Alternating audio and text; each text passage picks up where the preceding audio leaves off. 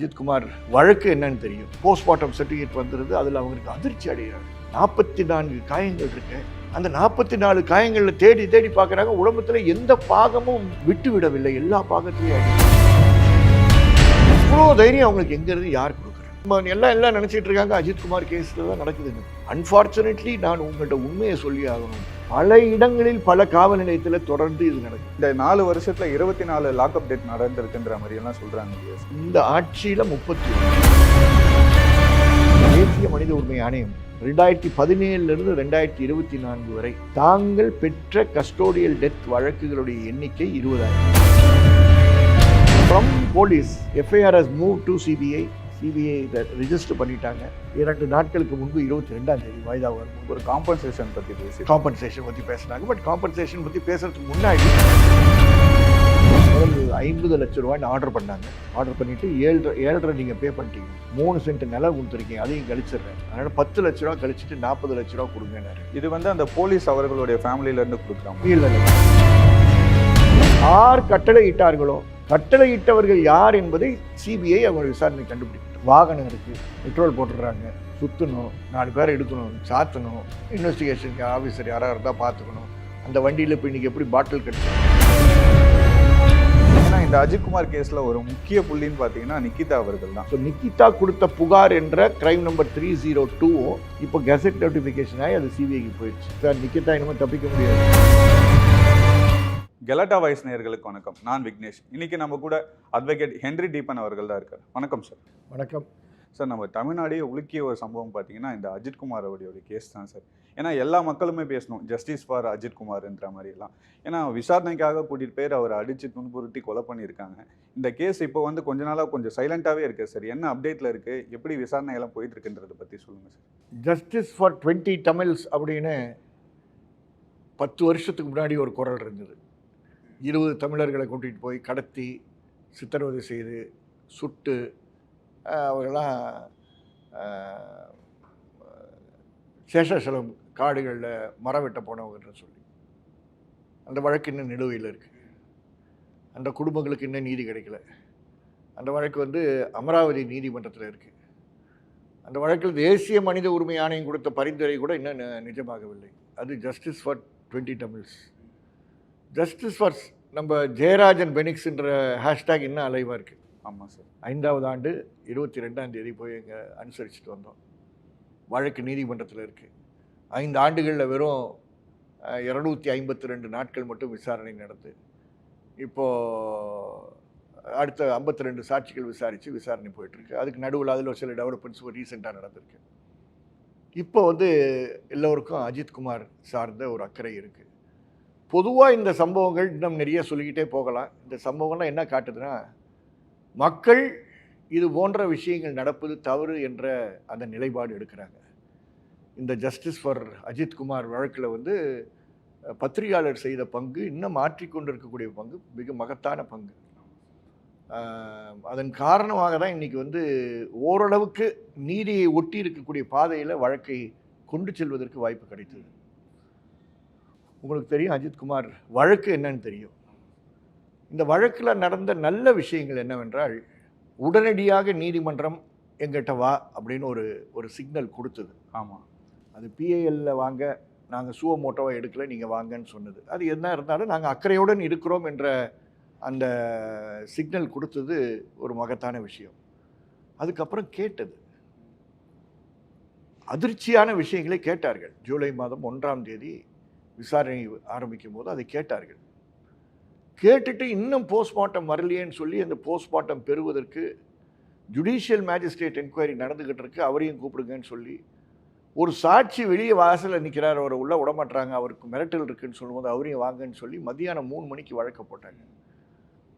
அந்த வழக்கை ஆழமாக அவர்கள் கேட்க ஆரம்பித்து விட்டார்கள்னு சொல்லும் போதே அரசனிடமிருந்து ஒரு ஓப்பன்னஸ் இருந்தது. அதை நம்ம பார்த்தோம். நீதிமன்றத்தில் நாங்கள் பார்த்தோம். நான் வெளியே நடக்கிற விஷயங்கள் பேசல. நீதிமன்றத்துக்குள்ளார மத்தியானம் ஹியரிங் வர்றதுக்கு முன்னாடி சண்முக சுந்தரம் சஸ்பெண்ட் பண்ணிட்டாங்க. ஹியரிங் நடந்துக்கிட்டே இருக்கும்போது எஸ்பி காத்திருப்போர் பட்டியலுக்கு போயிட்டார். நான் கோர்ட்லேயே சொல்கிறேன் பிரேக்கிங் நியூஸ் அப்படின்னு சொல்கிறேன்.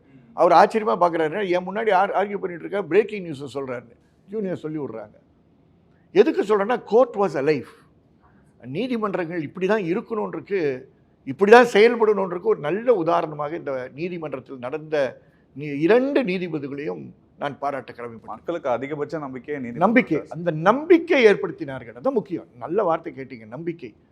நம்பிக்கையற்ற ஒரு சமூகத்தில் நான் சொன்ன மற்ற 2 உதாரணங்கள் இருக்கு பாருங்க, 20 தமிழ்ஸ் கேஸும் அதெல்லாம் அந்த நேரத்தில் மக்களுக்கு வந்து ஆர்வம் இருந்தது, கோபம் இருந்தது. ஆனால் இன்னைக்கு வரைக்கும் நம்பிக்கை கிடையாது. இந்த வழக்கு நம்பிக்கை ஏற்பட்டது. இந்த நம்பிக்கை ஏற்படவில்லை என்றால் இந்த வழக்கு இந்த அளவுக்கு வந்திருக்காது. அந்த நம்பிக்கையை உருவாக்கியது வந்து நீதிமன்றம். அதுக்கப்புறம் மத்தியானம் வழக்கு நடக்கும்போது போஸ்ட்மார்ட்டம் சர்டிஃபிகேட் வந்துடுது. அதில் அவங்களுக்கு அதிர்ச்சி அடைகிறார்கள். 44 காயங்கள் இருக்கு. அந்த 44 காயங்களில் தேடி தேடி பார்க்குறாங்க. உடம்புல எந்த பாகமும் விட்டு விடவில்லை, எல்லா பாகத்திலையும் அடி. அது வெறும் 44 காயங்கள் கிடையாது. அந்த 44 காயங்கள் குறிப்புகள். சில காயங்கள் வந்து மல்டிபிள் இன்ஜுரிஸ். அதனால் மொத்தத்தில் காயங்கள்னு பார்க்கும்போது 60க்கும் மேற்பட்ட காயங்கள் இருக்குது. தான் ஆக்சுவல் ரியாலிட்டி. 60க்கும் மேற்பட்ட காயங்கள்னா அவர் எவ்வளோ துன்புறுத்தி இருப்பாங்க. அது ஒரு நாள் நைட்டாக ஃபுல்லாக 27ஆம் தேதி மாலையிலேருந்து 28 அவர் இறக்கும் வரை அவர் அடித்தது தானே. வாகனத்தில் வச்சு அடித்தது, இப்போ 4 இடத்துல வச்சு அடித்தது. ஸோ இந்த நம்பிக்கை ஊட்டியதன் காரணமாக நீதிமன்றம் அடுத்தது என்ன பாச்சுன்னா, அந்த 3 மணிக்கே நாங்கள் சொல்கிறோம், 29ஆம் தேதி சிசிடிவி ஃபுட்டேஜை எடுத்துகிட்டு போயிட்டாங்க, டிவிஆரை எடுத்துகிட்டு போயிட்டாங்க. அந்த பகுதியில் இருக்கக்கூடிய அந்த கம்பு கிம்பெல்லாம் இருக்கக்கூடிய ஃபோட்டோஸ் நான் காட்டினேன். இந்த ஃபோட்டோஸ்லாம் இப்போ நீங்கள் போனால் கூட இருக்காது, எல்லாத்தையும் அள்ளிட்டு போயிட்டாங்க. அதே மாதிரி நீதிமன்றத்தில் எங்களால் வீடியோ அடிக்கக்கூடிய வீடியோ காட்ட முடிஞ்சது. ஸோ ஒரு பக்கம் அடிக்கிறத பார்த்தாங்க, இன்னொரு பக்கம் போஸ்ட்மார்ட்டம் ரிப்போர்ட்டை பார்த்தாங்க. Your convinced. அது 2வது மேஜர் மூவ், நீதிமன்றத்துடைய மூவ் என்னென்னா, சாட்சியங்களை பாதுகாக்கணும், சாட்சிகளை பாதுகாக்கணும். இந்த சாட்சியங்களையும் பாதுகாக்கவில்லை. விட்னஸஸ் அண்ட் எவிடன்ஸ் ப்ரொடெக்ட் பண்ணலைன்னா எல்லாம் அழிஞ்சு போயிடும். அழிஞ்சு போச்சுன்னா அப்புறம் வழக்கு கிடையாது. அதனால் அதை உடனே செய்கிறதுக்கு ஒரு மாவட்ட நீதிபதி அந்தஸ்தில் ஒருவரை நியமனம் செய்கிறோன்னு சொல்லி முடிவு பண்ணி அதை அப்பாயிண்ட் பண்ணி, அந்த மாவட்ட நீதிபதியும் அவருடைய பணி அடுத்த நாளே ஆரம்பித்தார். 2ஆம் தேதி அந்த பணியை ஆரம்பித்தார். 2ஆம் தேதி மாலையிலேருந்து ஆரம்பித்தார். அது 5ஆம் தேதி வரைக்கும் இருந்து 6 கூட வேலை பார்த்துட்டு 7ஆம் தேதி அறிக்கையை தயார் பண்ணி 8ஆம் தேதி நீதிமன்றத்தில் அடுத்த வாய்தாளர் ரிப்போர்ட் கொடுத்துட்டார். அந்த முழுமையான அறிக்கையை பார்த்த பிற்பாடு அவங்க கன்ஃபார்ம் ஆகிட்டாங்க. அப்போ தான் நீதிமன்றம் முடிவுக்கு வந்தது. அரசாங்கமாக அதுக்குள்ளார நடவடிக்கைகள், அரெஸ்ட்டு எல்லாம் நடந்தது. இப்போ அந்த நேரத்தில் வந்து ஆணைகளில் முக்கியமாக அவங்க சொன்னது வந்து என்னென்னா, யார் கட்டளை இடுகிறார்களோ அவர்களுக்கு பொறுப்பு இருக்கின்ற பிரின்சிபலை ரீட்ரீட் பண்ணாங்க. ஆர்டரில் பார்க்கணும், கமாண்ட் அண்ட் ரெஸ்பான்சிபிலிட்டி பிரின்சிபல். இது வந்து ரொம்ப இம்பார்ட்டண்ட். காவல்துறையில் வந்து மேலே இருக்கக்கூடியவர்கள் இதை செய் அதை செய்யின்னு சொல்லிட்டு அமைதியாக இருந்துருவாங்க. மாட்டும் போது கீழே இருக்கவன் மாட்டிக்குவான். இப்போ நம்ம கீழே இருக்கவன் அடித்ததுனால அவன் பேர் நம்ம சொல்ல முடியுதா, அடையாளம் காண முடியுது. ஆனால் மேலே யார் சொன்னாங்கன்றது வந்து உடனடியாக கண்டுபிடிக்க முடியாது. பொதுவாக ஒரு ஹைரார்க்கிக்கல் போலீஸில் வந்து மேலே இருக்கக்கூடியவர்களை பாதுகாக்கின்ற ஒரு கலாச்சாரம் இருக்குது. அந்த கலாச்சாரம் இந்த வழக்குலேயும் கண்டிப்பாக இருக்குது. இப்போ இவ்வளோ நாள் விசாரணையில் யார் தான் சார் அந்த ஆர்டர்? இப்போ வந்து ஃப்ரம் இது வரைக்கும் நல்ல டெவலப்மெண்ட்ஸில் from police FIR has move to CBI. CBI register பண்ணிட்டாங்க. எனக்கு சிபிஐ இவ்வளோ வேகமாக வேலை செய்வார்கள் என்பது அவங்க நிறுவனம் செய்திருக்கிறார்கள். அதனால தான் பேசுகிறேன். இல்லைன்னா நீதிமன்றத்திலே நான் இந்த வழக்கு சிபிஐக்கு தேவையில்லைன்னு வாதாடியவன். காரணம், சிபிஐ மோசமான அமைப்புன்னு சொல்ல ஒவ்வொரு கேஸுக்கும் இன்வெஸ்டிகேஷன் ஸ்கில்ஸ் இருக்குது. சிபிஐடைய இன்வெஸ்டிகேஷன் ஸ்கில்ஸ் வந்து வித்தியாசமான ஸ்கில்ஸ். அவ்வளோ பெரிய ஸ்கில்ஸ் இந்த கேஸுக்கு தேவையில்லை. அவர்கள் ஒரு ஹைரார்க்கிக்கல் இது டெல்லியிலேருந்து அவங்களுக்கு ஓகே வரணும் எல்லாத்துக்கும், அதெல்லாம் கொஞ்சம் தாமதமாகும் அப்படின்றதுனால நான் எடுத்து சொன்னேன். நீதிமன்றம் என்ன சொல்லிச்சு, 28க்குள்ளார சார்ஜ் ஷீட்டை நீங்கள் ஃபைல் பண்ணணும்னு சொன்னாங்க.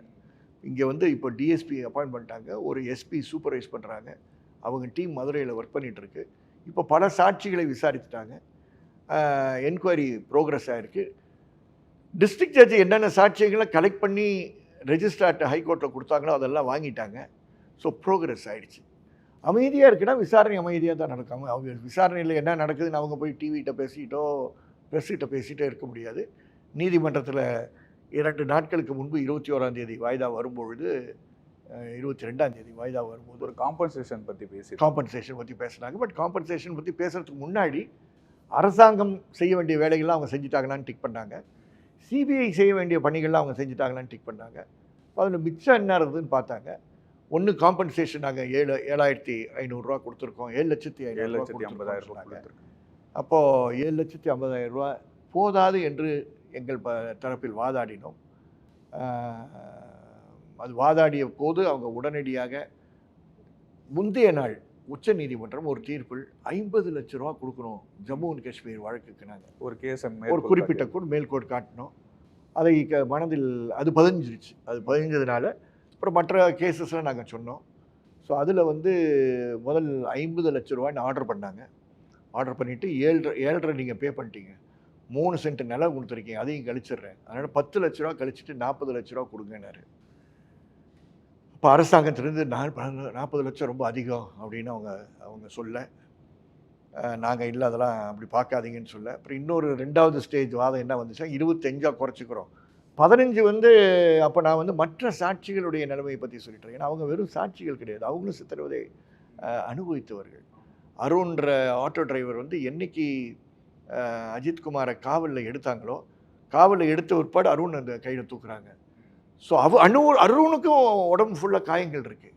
அவரோட தம்பி அவருக்குமே உடம்பு நவீன், அதுக்கப்புறம் லேட்டராக நவீன் வர்றாரு, அதுக்கப்புறம் இன்னொரு தம்பி வர்றாரு சதீஷ் வந்து பார்த்தவர் தான். அவர் வந்து வீடியோ எடுத்தவர், அவங்களுக்கு உறவினர், பார்க்குறாரு, பேசுகிறாரு, அதெல்லாம் இருக்க தவிர அவருக்கு அடி கிடையாது, அவர் தொடலை. ஆனால் அவர் வீடியோ எடுக்கலைன்னா அந்த விஷயம் நம்பகத்தன்மை குறைஞ்சிருக்கும். நான் சொல்ல வரேன், நம்பகத்தன்மை குறைஞ்சிருக்கும். இந்த வீடியோ, அந்த ஃபோட்டோகிராஃப்ஸ் இதெல்லாம் ரொம்ப யூஸ்ஃபுல்லாக இருந்தது. பத்திரிகையாளர் நண்பர்களுக்கு ஏன் அந்த வீடியோ எங்களுக்கு முன்னாடி கொடுக்குறேன், கொடுத்துட்டோம்னா அப்புறம் நீதிமன்றம் வந்து அதோடைய உண்மைத்தன்மை வந்து கொஸ்டின் பண்ணுவாங்க. அது உண்மையான எடுத்த வீடியோவா இல்லைன்னு சந்தேகம் வந்துடக்கூடாது. அவங்களுக்கு எங்கேயுமே சந்தேகம் வராமல் விஷயங்களை கொண்டு போக வேண்டிய ஒரு பெரிய பொறுப்பு நமக்கு இருக்குது. அது அங்கே நீதிமன்றம் அதுக்கு ஏற்ற மாதிரி நடந்துக்கிட்டாங்கன்றது பெருமையோடு கூறுகிறேன். அதுக்கப்புறம் 25 lakhsன்னு ஃபிக்ஸ் பண்ணி 15 லட்ச ரூபா இந்த பாதிக்கப்பட்ட மற்றவங்களை பிரிச்சுக்கிட்டோமே அப்படின்ற ஒரு வாதம் வந்தது. நல்ல ஒரு வாதம் அது.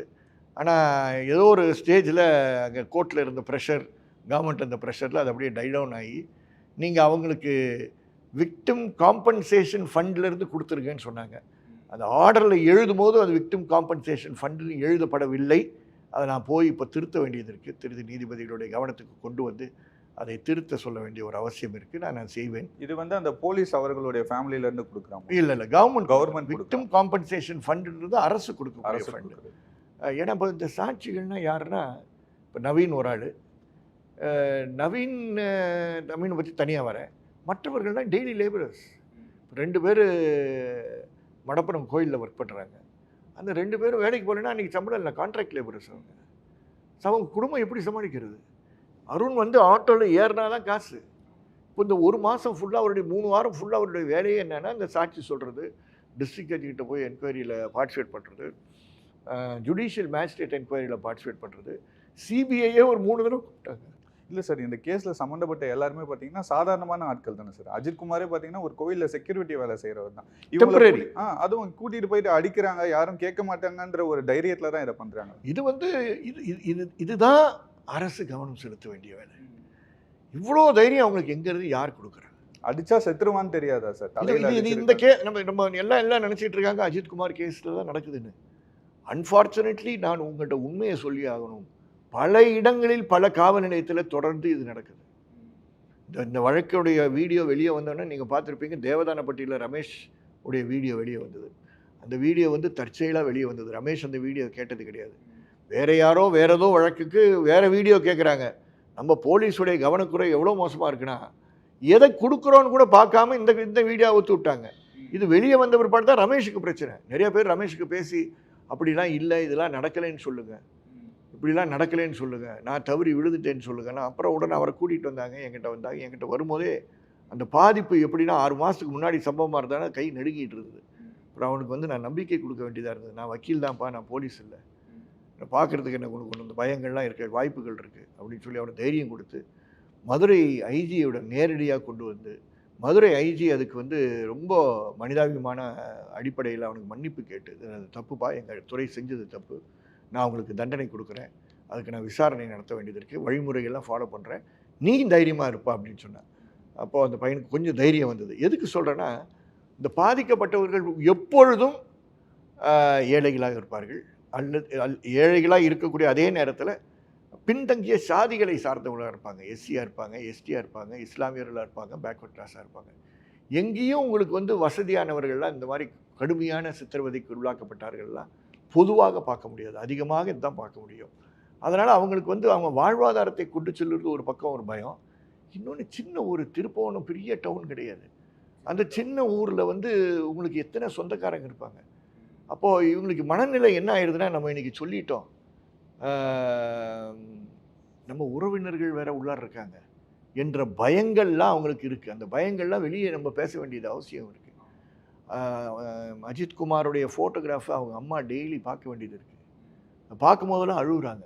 முந்தா நேற்று என்கிட்ட நவீன் சொல்கிறான், அம்மானால் தூங்க முடியல, அம்மா ஒரு 4 தடவை நைட்டில் ஏஞ்சிடுறாங்க, ஏஞ்சி ஃபோட்டோவை பார்த்து அழுகுறாங்க. 28 வயசு பையன் தான், 29 வயசு பையன். அவன் அழுகுறான்னா அந்த அம்மாவுக்கு அவ்வளோ பாதிப்பு. அப்போது நம்ம என்ன பார்க்காம இருக்கோம்னா, சைக்கலாஜிக்கலாக அவங்களுக்கெல்லாம் எவ்வளோ பாதிப்பு உள்ளாகி இருக்குது அப்படின்றத நம்ம புரிஞ்சுக்கணும். நீதிமன்றத்தில் நாங்கள் கேட்டது ஸ்பெசிஃபிக்காக இவர்களுக்கும் நஷ்டஈடு போகணும். ஏன்னா இவர்களும் சித்திரவதை செய்யப்பட்டவர்கள். அந்த சித்திரவதையில் இவங்களுக்கு 44 காயம் இல்லைன்னா கணக்கு போடாதீங்க. மன ரீதியாக இவன் அஃபெக்ட் ஆகி இப்போ வாழ வேண்டியது இருக்குது. அவன் வாழும்போது அந்த சைக்கலாஜிக்கல் எஃபெக்ட் என்னன்றது இப்போ நான் சைக்காலஜிஸ்ட் உடைய அறிக்கையை வாங்க வேண்டிய நிர்பந்தத்தில் இருக்கேன். ஏன்னா அவனுக்கு ஃபிசிக்கல் காயம் இல்லைன்னு சொல்லுவாங்க. அந்த தம்பி பிரவீனை மட்டும் அடித்தாங்க. அடித்ததில் காதில் அடித்ததுனா காது கேட்கல. அப்போ நான் சொல்ல முடியும் காது கேட்கலன்னு சொல்ல முடியும். நான் அருண்கிட்ட போய் என்ன கேட்க, உடம்பு நல்லா இருக்காப்பா, பரவாயில்ல சார் நல்லா இருக்குன்னு தான் சொல்லுவான். உடம்பு ஃபுல்லாக வலிக்குதுன்னு என்கிட்ட சொல்லுவான் ஒரு வக்கீல்கிட்ட. சொல்ல மாட்டான், அவன் சொல்ல மாட்டான். ஆனால் மன ரீதியாக அவன் எவ்வளோ பாதிக்கப்பட்டிருக்கான்றது என்ன தெரியும், அவனுக்கு என்னென்ன மாதிரி பயங்கள்லாம் வருதுன்னு என்ன தெரியும், அவனுடைய தூக்கம் எப்படி எஃபெக்ட் ஆகிருக்குன்றது அவனுக்கு யார்கிட்ட சொல்லுவா. So we need to get a psychological assessment made of each of these other witnesses. அது கிடைச்சாதான் நம்ம வந்து அவர்களுக்கு செய்ய வேண்டிய மன ரீதியான மனநல மருத்துவர்கிட்ட அனுப்பி அவர்களை தைரியப்பட்டு ஆற்றுப்படுத்துதல் பணி செய்து இவர்களுக்கு நஷ்டஈடு விக்டிம் காம்பன்சேஷன் ஃபண்டில் வாங்கி கொடுக்க வேண்டியது இருக்குது. இப்போ நம்ம அஜித்குமார் கேஸை வந்து நம்ம பேசும்போது பார்த்தீங்கன்னா நிறைய இந்த 4 வருஷத்தில் 24 லாக்அப் டெத் நடந்திருக்குன்ற மாதிரியெல்லாம் சொல்கிறாங்க இல்லையா சார்? இந்த ஆட்சியில் 31 அந்த 31 பட்டியலும் நான் வந்து நீதிமன்றத்திலே கொடுத்தோம். எங்கள் மனுவோடையே அதை சேர்த்து கொடுத்தோம். நான் இந்த 31ன்னு சொல்லும்போது நாங்கள் ரொம்ப சரியாக எல்லாத்தையும் குறித்து விட்டோம் என்று நான் சொல்ல விரும்பவில்லை. இந்த தொகுப்பில் இருக்கக்கூடியது 31. அப்போ இது 31 ப்ளஸ் தான். தயவுசெய்து 31 ஒரு இறுதி எண்ணிக்கையை யாரும் எடுத்துக்கக்கூடாது. 31 ப்ளஸ். ஒரு சின்ன உதாரணத்துக்கு சொல்கிறேன். தேசிய மனித உரிமை ஆணையம் 2017 2024 வரை தாங்கள் பெற்ற கஸ்டோடியல் டெத் வழக்குகளுடைய எண்ணிக்கை 20,000. சார் யார் சார் இந்த 20,000 பேர் கம்ப்ளைண்ட் கொடுக்குறாங்களா? கிடையாது. எங்கே கஸ்டோடியல் டெத் நடந்தாலும் அந்த மாவட்டத்தினுடைய ஆட்சித்தலைவர், அந்த மாவட்டத்துடைய காவல்துறை கண்காணிப்பாளர் தனித்தனியே தேசிய மனித உரிமை ஆணையத்திற்கு இந்த காவலில் ஏற்பட்ட அந்த மரணம் சார்ந்தாங்க. அது வந்து காவல் நிலையத்தில் இருக்கலாம், இல்லை ஜெயிலில் இருக்கலாம், பிரிசனில் இருக்கலாம், இல்லைன்னா மருத்துவமனையில் இருக்கலாம். மருத்துவமனைக்கு அனுப்பி மருத்துவமனையில் இறந்துருக்கலாம். காயம்பட்டு ஜெயில் போகிறதுக்கு முன்னாடியே இறந்துருக்கலாம். இந்த மாதிரி இறப்புகளில் வந்து 998 வழக்கில் மட்டும் காம்பன்சேஷன் கொடுத்துருக்காங்க. வெறும் 998, 20,000 கேஸில். இது அவங்க ஃபிகர்ஸ் ஆர்டிஐயில் நாங்கள் பெற்றது. இது போக வெறும் 28 கேஸில் மட்டும்தான் டிசிப்ளினரி ஆக்ஷன் இனிஷியேட்டட், நிர்வாக ரீதியான நடவடிக்கைகள் வெறும் 28 வழக்குகள். ஒரு கேஸில் கூட ப்ராசிக்யூஷன் பரிந்துரை தேசிய மனித உரிமை ஆணையம் செய்யவில்லை. நான் இது ஒரு ஃபிகருக்காக சொல்கிறேன், மக்களுக்கு தெரியணுன்ற காரணத்துக்காக. அப்போ இதை பண்ணுற போலீஸுக்கு வந்து எந்த ஒரு நடவடிக்கையுமே எடுக்கிறது இல்லை. அந்த கேஸில் இல்லை, இவ்வளோ கேஸில் இல்லை. தேசிய மனித உரிமை ஆணையத்தோட ஆக்ஷனில் இப்போ நீங்கள் இங்கே கேட்டிங்கன்னா தமிழகத்தில் எல்லாருக்கும் தெரியணுன்றக்காக சொல்கிறேன். பல்வீர் சிங் கேஸு, பல்வீர் சிங் அரெஸ்ட் ஆகலை. பல்வீர் சிங் வந்து ஏதோ மூஞ்சில் அரைஞ்சு பற்கள் உடையிறதுக்கு காரணம் இல்லை. கல்லை வாயில் போட்டு கற்களை புருக்கி வாயில் போட்டுட்டு வாயில் இந்த 2 சீக்ஸில் அடித்ததின் காரணமாக பலருக்கு பல் பாதிப்பு, ஜாஸ் பாதிப்பு, உள்ளார வாயில் நிறைய காயங்கள்லாம் ஏற்பட்டு எல்லாம் கைது செய்யப்பட்டு பாளையங்கோட்டை சிறையில் இருந்தாங்க. அவன் பாளையங்கோட்டை சிறையிலேருந்து வெளியே வந்த பிற்பாடு தான் அவனால் பேச முடிஞ்சது. இப்போ 20 நாட்கள் இப்படி கொடூரமான சித்திரவதையை மறைக்க முடியும் தமிழகத்தில் என்பதற்கு பல்வீர் சிங் வழக்கு காரணம். பல்வீர் சிங்குடைய ஆஃபீஸுக்கு பக்கத்தில் தான் அம்பாசமுத்திரம் போலீஸ் ஸ்டேஷன், அதுக்கு பக்கத்தில் அடுத்த போலீஸ் ஸ்டேஷன் இருக்குது, விகேபுரம் போலீஸ் ஸ்டேஷன்லாம் இருக்குது. இந்த பகுதியில் நடந்த செய்தி 20 நாளைக்கு வெளியே வரலையே. என்னைக்கு உள்ளார இருக்க வெளியே வந்தானோ அப்போ தான் இந்த செய்தி வருது. அமுதா ஐஏஎஸை வந்து கவர்மெண்ட் அப்பாயிண்ட் பண்ணுது. அமுதா ஐஏஎஸ் 2 ரிப்போர்ட் கொடுக்குறாங்க. ஒன்று ஒரு இன்ட்ரிம் ரிப்போர்ட் கொடுக்குறாங்க, அது மட்டும் நீதிமன்றத்தை எங்களுக்கு கொடுக்குறாங்க. ஃபுல் ரிப்போர்ட் இன்னும் யாரும் பார்க்கல. நானாக இன்னும் ஃபுல் ரிப்போர்ட்டை பார்க்கவே இல்லை. அமுதா ஐஏஎஸ் மேலே நாங்கள் இப்போ ஒரு கண்டெம்ட் ஆக்ஷன் எடுக்கிறதுக்காக இதாக இருக்கோம், ஃபுல் ரிப்போர்ட் கொடுக்கணும். எதுக்கு சொல்ல வரேன்னா, பல்வீர் சிங்கும் அவருடைய கூட்டாளிகள்னாலே, அந்த கூட்டாளிகள்லாம் யார்? அவங்களாம் விரும்பி இது மாதிரி பல் கொடுக்கணும்னு நினச்சவங்களா? அவர் ஏஎஸ்பி, அவர் ஒரு ஐபிஎஸ் ஆஃபீஸர். அவர் சொல்கிறத நான் செய்யலைன்னா நாளைக்கு எனக்கு வேறு விஷயத்தில் மெமோ வரும் என்ற நிலைக்கு தள்ளப்பட்டிருக்கக்கூடிய கீழ்நிலை இருக்கக்கூடிய அதிகாரிகள் இதில் ஈடுபட வேண்டிய நிர்பந்தத்துக்கு தள்ளப்பட்டார்கள். அதனால தான் நான் சொன்னேன், கமாண்ட் யார் கட்டளை, இங்கே அவன் கட்டளை மட்டும் இடலை, அவனே போய் ஒரு அரைக்கால் சட்டை மாட்டிக்கிட்டு, ஒரு டிஷர்ட் மாட்டிக்கிட்டு, ஒரு பிளையரை எடுத்துக்கிட்டு இந்த வேலையை வந்து பார்த்தார். ஸோ அங்கே அரெஸ்ட் ஆகலை. So lower level officials always are victims. இப்போ ஃபெனிக்ஸ் ஜெயராஜ் கேஸும் அதே மாதிரி முடியாமையே தானே சார் இருக்குது, 5 வருஷம் ஆகுது. அதில் வந்து வழக்கு நடந்துக்கிட்டு இருக்கு. வழக்கு நடக்கிறதுல வந்து நிறைய தாமதத்துக்கு பல காரணங்கள் இருக்குது. நான் வந்து எந்த விதத்துலையும் வந்து சிபிஐ காரணம்னு சொல்ல மாட்டேன் இந்த வழக்கு தாமதப்படுத்துறதுக்கு. நம்ம யாரும் தவறாக புரிஞ்சிக்கக்கூடாது, அதுக்காக நான் அடித்து சொல்கிறேன். சிபிஐயுடைய வழக்கறிஞர் நல்ல வழக்கு நடத்தி கொண்டிருக்கிறார், சாட்சிகளை நல்லா தயார் பண்ணுறாங்க. அந்த வழக்கில் உதவி செய்கின்ற மற்ற வழக்கறிஞராக இருக்காங்க. நாங்கள் கொஞ்சம் தூரத்துலேருந்து உதவி செய்கிறோம். நேரடியாக இருக்கக்கூடிய சில அட்வொகேட்ஸ் வந்து ரூஃபஸ் பால்னு சொல்லி மதுரை உயர்நீதிமன்றத்தில் இருக்கக்கூடிய வழக்கறிஞர் உதவி செய்கிறார். இவங்கெல்லாம் பண்ணுற கூட்டு முயற்சினால தான் இவ்வளோ வேகமாக போயிருக்கு. அந்த தாமதத்துக்கு இப்போ முக்கியமான காரணம் அந்த ஸ்ரீதர். இப்போ அப்ரூவர் 1000 கொடுக்குறானே, அவன் கிராஸ் பண்ணது தான். எனக்கு மன உளைச்சலாக இருக்குது. அவருக்கு எப்படி மன உளைச்சலாக இருக்குது? அவங்க எல்லா வக்கீலும் விசாரணை பண்ண பிற்பாடு இவர் அவர் வக்கீல் வைக்க மாட்டாராம், அவர் தனியாக வாதாடுவேன்னு சொல்லி தனியாக வாதாடி இந்த வக்கீல்கள்லாம் அந்த வழக்கை ஒரு அளவுக்கு அவங்க ஒவ்வொரு வக்கீலுக்கும் வேலை இருக்குது. வி கேனாட் டெல் தெம் நீங்கள் அவங்கள டிஃபெண்ட் பண்ணக்கூடாதுன்னு சொல்ல முடியாது. இப்போ அந்த டிஃபென்ஸ் அவங்க கொண்டு போயிட்டே இருக்கிற நேரத்தில் அதை கலைக்கிற வேலை தான் ஸ்ரீதர் இது வரைக்கும் பார்த்தாரு. அப்புறம் அவருக்கு மன உளைச்சல் வராமல் இப்போ வேற என்ன உளைச்சல் வரும்? ஜெயிலில் போனோன்னா மற்ற 8 பேரும் அவரை திட்டிகிட்டு இருப்பான். இதை தாங்க முடியாமல் இப்போ வேறு ஏதோ அதில் சதி இருக்குது, அது நம்ம தனியாக வச்சுக்குவோம். இன்னொரு விஷயம் எதுக்கு சொல்கிறேன்னா, தாமதத்துக்கு காரணம் இது ஒன்று. 2வது 3 நீதிபதிகள் மாறிட்டாங்க. அந்த எப்படி அந்த வழக்கு ஓடும்? அவங்க திரும்ப அந்த கேஸை ஃபுல்லாக ஸ்டடி பண்ணுறதுக்கு கடைசி வர்ற நீதிபதிக்கு வந்து எவ்வளோ பெரிய பாரம் அந்த அவருடைய தோள்பட்டையில் இருக்குன்னு பாருங்கள். He has to read all the evidence of all these advocates. என்ன of these accused என்ன பண்ணியிருக்கணும்? தனியாக இந்த நீதிமன்றத்தில் வந்து தனியாக ஒரு நீதிமன்ற நியமனம் பண்ணி இந்த வழக்கை மட்டும் நடத்துவதற்கு ஒரு நீதிபதியை போட்டிருந்தீங்கன்னா இந்த வழக்கு வேகமாக போயிருக்கும். இதெல்லாம் செய்ய வேண்டியது அரசனுடைய பணி. ஏன் அரசு இதை செய்யவில்லை?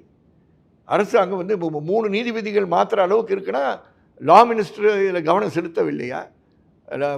கொடுக்கக்கூடிய வாக்குறுதிகள் வேறு, நடக்கிற விஷயங்கள் வேறு. அதனால் கீழே இருக்கக்கூடியவர்களை வந்து தண்டிப்பது, கீழே இருக்கக்கூடியவர்களை சஸ்பெண்ட் பண்ணுறது, கீழே இருக்கக்கூடியவர்களை கைது செய்வது ரொம்ப ஈஸி. ஆனால் நீங்கள் எஸ்பிக்கு மேலே இன்ஸ்பெக்டருக்கு மேலே போகிற விஷயங்கள் ஆட்களை பிடிக்கிறதுல வந்து ரொம்ப சிரமம். இந்த வழக்கில் கண்டிப்பாக அவங்க செய்வார்கள் என்ற எதிர்பார்ப்பு, நம்பிக்கைன்னு ஒன்று. நீங்கள் அஜித்குமார் கேஸ்லையுமே பார்த்தீங்கன்னா அந்த 5 கான்ஸ்டேபிளோட ஒய்ஃப் வந்து ப்ரொடெஸ்ட் பண்ணுறாங்க. மேல் அதிகாரி சொன்னார் எங்கள் ஹஸ்பண்ட் செஞ்சார், இவங்க மட்டும் எங்களுக்கு ஃபேமிலி இல்லையான்னு ஒரு போராட்டம் பண்ணுறாங்க இல்லையா சார்? இதை எப்படி பார்க்குறீங்க? நான் தப்புன்னு சொல்லி, ஆனால் இது விசாரணையில் இருக்கும்போது நான் இதுக்கு மேலே தாண்டி பேசுறது சரியாக இருக்காது. நான் என்ன சொல்கிறேன், யார் கட்டளை இட்டார்களோ, கட்டளை இட்டவர்கள் யார் என்பதை சிபிஐ அவங்க விசாரணை கண்டுபிடிக்கட்டும். இதுதான் வேலை. அவங்க கண்டுபிடிப்பாங்கன்னு நம்புகிறோம். நம்மளுக்கு நம்பிக்கைன்னு ஒன்று வந்து எப்பொழுதும் இருக்கணும். யார் மேலேயும் நம்பிக்கை இல்லாமல் நீதி வரும்னு நான் நினைக்க முடியாது. அதனால தான் முதலே சொன்னேன், இந்த வழக்கை நல்லா விசாரிக்கக்கூடிய தன்மை தமிழக காவல்துறைக்கு உண்டு. தமிழக காவல்துறையில் எல்லாருமே வந்து இந்த மாதிரி அசிங்கத்தனமான விஷயங்களில் ஈடுபடுறவங்க கிடையாது. அசிங்கத்தனமாக பலர் ஈடுபடுறவங்க தான் முதல் நாள் டிஜிபி என்ன பண்ணார், எல்லா ஸ்பெஷல் டீமும் கலைக்கிறேன்னாரு. இந்த ஸ்பெஷல் டீமில் இருக்கக்கூடியவர்களை மட்டும் தனியாக ஆய்வு பண்ண சொல்லுங்கள். அவங்களுக்கு 2 எஃப்ஐஆர் போட தெரியுமான்னு பாருங்கள், அவங்களோட ஒரு மகஜர் எழுத தெரியுமான்னு கேளுங்க. அவங்க எல்லாமே வருத்தத்துடன் சொல்கிறேன், அவங்க குடும்பங்களுக்கு எந்த விதத்துலையும் நான் தப்பாக குறிப்பிட்டு சொல்ல விரும்பவில்லை. ஏன்னா அவங்களும் இந்த சமூகத்தில் இருக்கக்கூடிய தமிழர்கள் தான்.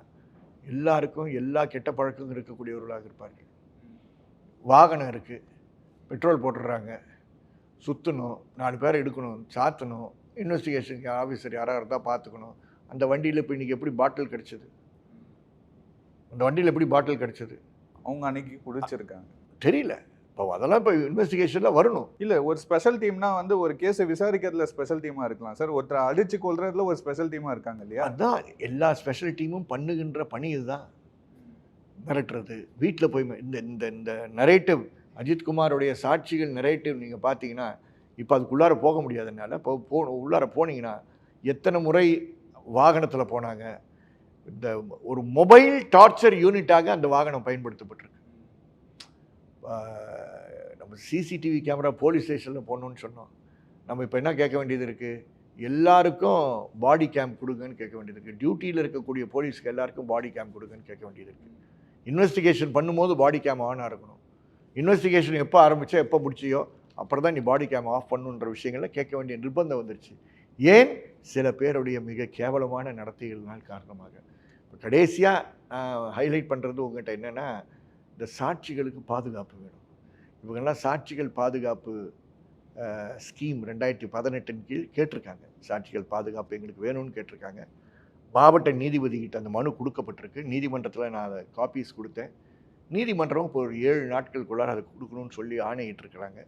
அது செய்வார்கள் என்று எதிர்பார்க்கிறேன். சாட்சிகளை வந்து யார்கிட்ட இருந்து காப்பாற்றுறதுன்றது ஒன்று இருக்கு இல்லையா சார்? போலீஸ் சாட்சிகளை காப்பாற்ற வேண்டியதாக இருக்குல்ல? இருக்கு, கண்டிப்பாக இருக்குது. அதனால் நீங்கள் வந்து டெலிஃபோனை மாற்றலாம்.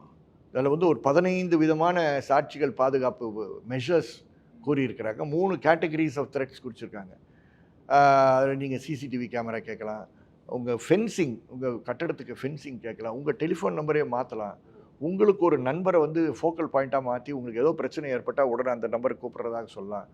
ட்ரையல் நடக்கும்போது சாட்சிகளும் குற்றவாளிகளும் நேரடியாக இன்வெஸ்டிகேஷன்லேயும் ட்ரையல்லையும் சந்திக்காமே இருக்கிறதுக்கு ஆர்டர் போடணும். இது மாதிரி 15 விதமான சாட்சிகள் பாதுகாப்பு இருக்குது. ஆனால் சாட்சிகள் பாதுகாப்பு சட்டத்தில் காம்பன்சேஷன் கிடையாது. அதனால் இதெல்லாம் சாட்சிகள் பாதுகாப்பு சம்மந்தப்பட்ட விஷயம். நானே வந்து சிசிடிவி கேமரா இப்போ சமீபத்தில் வாங்கியிருக்கேன். வாடிப்பட்டியில் ஒரு வழக்கில் வாங்கியிருக்கேன். ஒரு 4 கேமரா போட்டிருக்காங்க. வேறு வழி இல்லாமல் இப்போ டோட்டல் ப்ரெஷர் கொடுத்ததன் காரணமாக நடந்திருக்கு.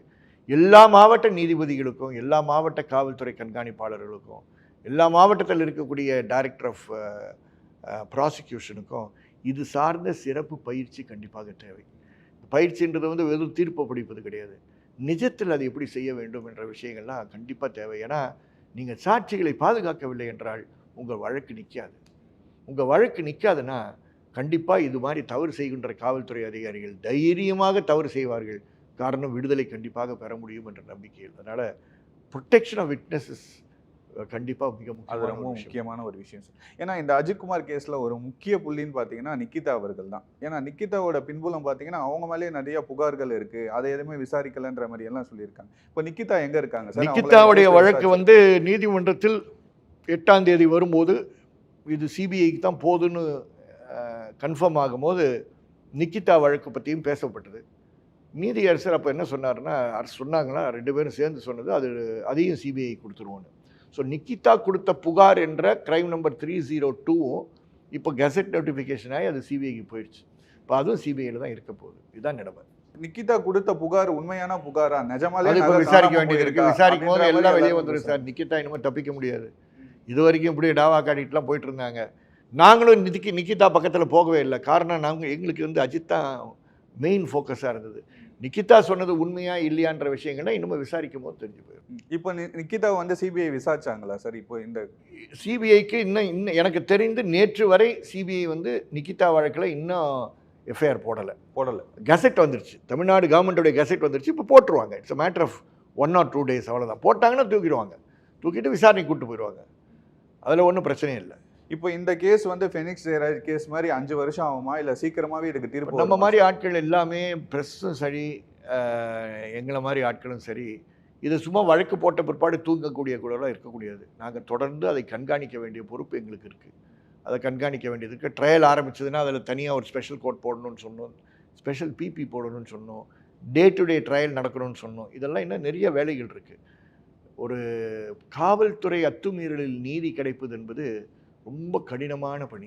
ரொம்ப கடினமான பணி. நீங்கள் சொன்னது 20,000 கேஸ் இருக்குன்னு சொல்லியிருக்கீங்க. இப்போ 20,000 கேஸில் ஒரு கேஸுக்கு நீதி கிடைச்சிருந்தா கூட இது தொடர்ந்து இருக்காது இல்லையா? இந்த நகரத்தில், உங்கள் நகரத்தில் 22 ஏப்ரல் மாதம் நடந்த நம்ம செக்ரட்டேரியட் காலனி போலீஸ் ஸ்டேஷனில் நடந்த வழக்கு இன்றைக்கு வரைக்கும் வழக்கு நடந்துக்கிட்டு இருக்கு.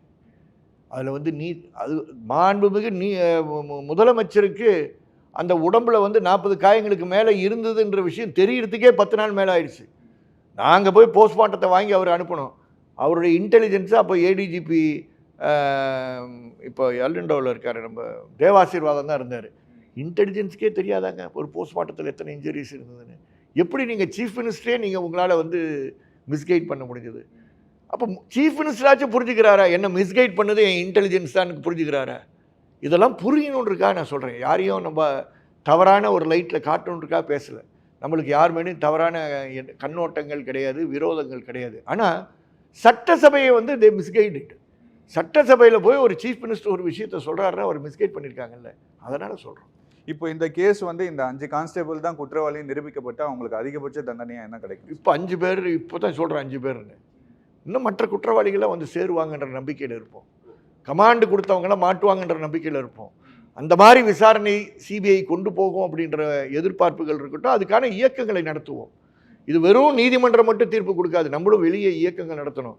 சோஷியல் மீடியாவில் மட்டும் பேசுகிறவர்களாக நம்ம இல்லாமல் நேராக தெருக்களை இறங்கி போராட வேண்டிய அவசியம் நமக்கு இருக்குது. அது நடக்கும், கூடிய சீக்கிரத்தில் நடக்கும். கூடிய சீக்கிரத்தில் 20ஆம் தேதிக்குள்ளார விசாரணை ஒழுங்காக போகலைன்ற சந்தேகம் வந்ததுன்னா தமிழக மக்கள் வெளியே தெருக்களுக்கு வருவார்கள், கண்டிப்பாக போராடுவார்கள். கட்சிகளும் அது பேசுவார்கள், எல்லா கட்சிகளும் பேசுவாங்க. நான் எதிர்கட்சி பேசுகிறத பற்றியெல்லாம் கூட்டணி கட்சிகளும் பேசுவார்கள். அது பேசும் பொருளாக, பெரிய பேசும் பொருளாக இயக்கமாக மாறிடுச்சுன்னா வேறு வழியே கிடையாது. நீங்களும் நானும் எதிர்பார்க்கக்கூடிய நீதியை ஒட்டிய பாதையில் விஷயங்கள் தள்ளும்.